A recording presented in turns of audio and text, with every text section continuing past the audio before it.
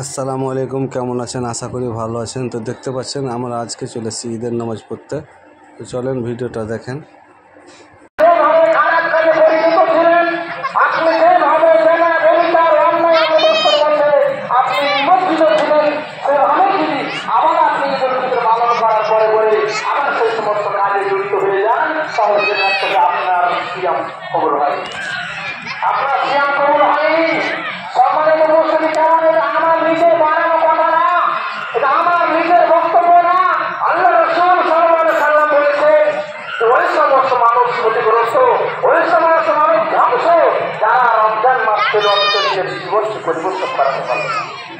রমজান মাস পেল অথচ পাওয়ার পরে যারা নিজের জীবনকে নিজের গুণাকে ধুয়ে মুছে পরিষ্কার করতে পারলো না, আল্লাহ রাসূল বলেছেন তারা ধ্বংস হয়ে যায়। তারা ধ্বংস হয়ে যায়। তাহলে আপনি বলুন দেখি, আপনি রমজান মাসে আপনি পঞ্চক্ত সালাত আদায় করলেন, আর ঈদের দিন আপনি সালাত ছেড়ে দিয়ে ঘরে ছেড়ে দিয়ে ছেড়ে দিয়ে আপনি সেটা আপনার জীব করে আদর্শ পরিষ্কার পরিচ্ছন্নতা কাপড় পরিধান করে আপনি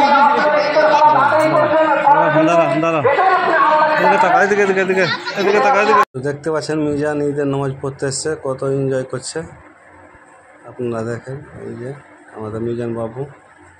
আমি এই উপস্থিত হলাম, তার জন্য কালকে আমাদের দিন আল্লাহ কি জবাব দিবেন, আল্লাহ কি জবাব দিবেন, সম্মানিত উপস্থিতি হতে আমরা শুধু এই রমজান মাসে ইবাদত করবো তা না, আমাদেরকে জীবনের যতদিন আমাদের এই শরীরের মধ্যে এই দেহের মধ্যে যতদিন পর্যন্ত আমাদের নিঃশ্বাস চলছে, মালাকুল মউত যতদিন পর্যন্ত না চলে এসেছে, আমাদের মরণের ঘণ্টা মরণের সময় যতদিন পর্যন্ত না এসেছে, আমাদেরকে ইবাদত করে কাটাতে হবে। এটা হচ্ছে আল্লাহর বিধান, আল্লাহর বাণী, আল্লাহর কথা।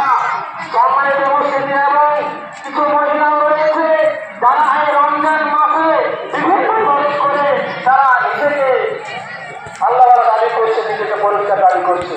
কিন্তু দেখেন দুঃখের বিষয়, কিছু এত নিকৃষ্ট মহিলা রয়েছে, কিছু এমন অসহায় মহিলা রয়েছে যারা এই ঈদের সালাত আদায় করে এসেছে, মানে ভালো পোশাক পরে বোরখা পরে তারা ঈদের সালাত আদায় করতে এসেছে এবং ঈদের সালাত আদায় করতে আসার পরে তারা বাড়িতে গিয়ে দেখেন ওই সমস্ত নির্লজ্জ বেহায়া মহিলা তারা বাড়িতে গিয়ে তাদের সেই বোরখা পোশাককে খুলে দিয়ে তারা নগ্ন উলঙ্গ হয়ে তারা দেখে রাস্তাঘাটে ঘোরাফেরা করছে, তারা রাস্তাঘাটে ঘোরাফেরা করছে। সম্মানিত উপস্থিতি, ওই সমস্ত আল্লাহ রাসূল বলেছেন এমন এক যুগ আসবে, এমন এক সময় আসবে যে মহিলারা পরিমাণে পর্দা করার সত্ত্বেও, পর্দা করার পরেও তারা নগ্ন উলঙ্গ হয়ে থাকবে, তারা নগ্ন উলঙ্গ হয়ে থাকবে। সম্মানিত উপস্থিতি, তো আমরা শুধু এই রমজান মাসে ইবাদত করে কাটাবো তা না, আমাদের যতদিন আমাদের হায়াত আছে, আমাদের জীবন আছে, যতদিন আমাদের শরীরের মধ্যে নিঃশ্বাস আছে, ততদিন পর্যন্ত আমাদের ইবাদত করে কাটাতে হবে। কেননা এটাই হচ্ছে ইবাদতের জায়গা। মৃত্যু সময় চলে আসলে, মালাকুল মউত চলে আসলে আর কোনো ইবাদত করার সুযোগ থাকবে না। সম্মানিত উপস্থিতি, আমরা ইবাদত করে কাটাবো সারা জীবন।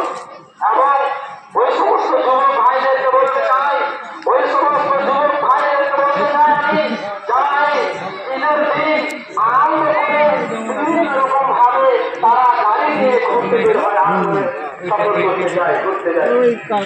আমি ওই সমস্ত ব্যক্তিদেরকে বলতে চাই যে আপনি এই ঈদের দিন আনন্দ করতে গিয়ে, ঈদের দিন উৎসব পালন করতে গিয়ে আপনি ঈদের সালাত আদায় করে আপনি বাড়িতে গিয়ে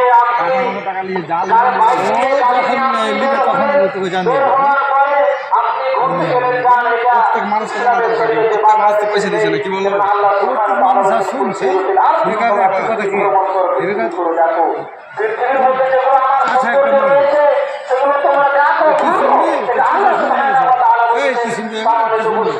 কিন্তু আপনি আমি বলেছি, দেখেন এই ঈদের দিন এই একটা আনন্দ উৎসবের দিন, অনেক বোন, অনেক মা, অনেক মহিলা। তো দেখতে পাচ্ছেন মিজান কত দুষ্টুমি করছে, ওই যে চলে গেল ওইদিকে নামাজ পড়তে এসে দুষ্টুমি করছে।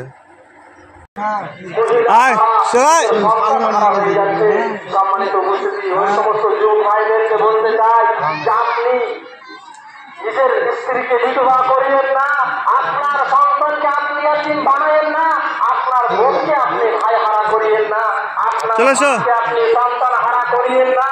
অতএব আপনি গাড়ি চালাবেন সাবধানে সতর্ক হয়ে চালাবেন, কেননা একেবারে বিপদের কোনো সময় নেই, কখন কোন সময় কোন মুহূর্তে আপনার বিপদ চলে আসবে আপনি আমি কেউ বলতে পারবো না, আপনি আমি কেউ বলতে পারবো না।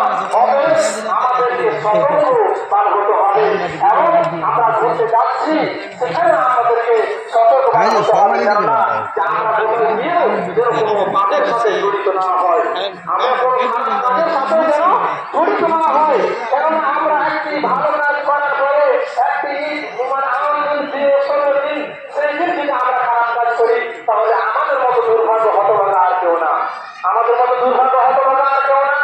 কিন্তু কিছু মানুষ আছে, কিছু মানুষ রয়েছে যারা বলে যে ঈদের দিন একটা আনন্দ উৎসবের দিন, তাহলে আমরা মানে বিভিন্ন রকমের মেলা হোক কি হোক ইত্যাদি হোক তারা ঘুরতে যাচ্ছে কিন্তু আনন্দটা কিভাবে পালন করবেন সেটা তো আপনাকে জানতে হবে।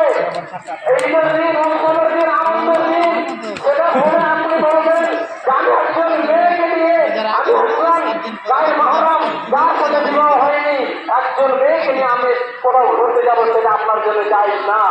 আপনি কোনো হারাম সব রিলেশন রাখবেন, সেখানে গিয়ে আপনি একজন মহিলাকে নিয়ে ঘুরতে যাবেন, সেটা আপনার জন্য জায়েজ না। এটা হচ্ছে একটি গুনাহের কাজ, মারাত্মক গুনাহের কাজ এবং শিরকের খাতায় আপনার নাম পড়ে যাবে যদি আপনি এই মেলা দিয়ে আপনার সন্তানদেরকে নিয়ে আপনি নিজেই নিজের মেলা উৎসব দিয়ে আপনি সেখানে পালন করেন, তাহলে কেননা আল্লাহ সুবহানাহু ওয়া তাআলা বলেছেন লাকুম দীনুকুম ওয়ালিয়া দীন, তোমাদের ধর্ম হচ্ছে তোমরা পালন করো, আর হিন্দু খ্রিস্টান ইহুদি ধর্ম তারা পালন করবে, কেননা সেটা তাদের ধর্ম, তারা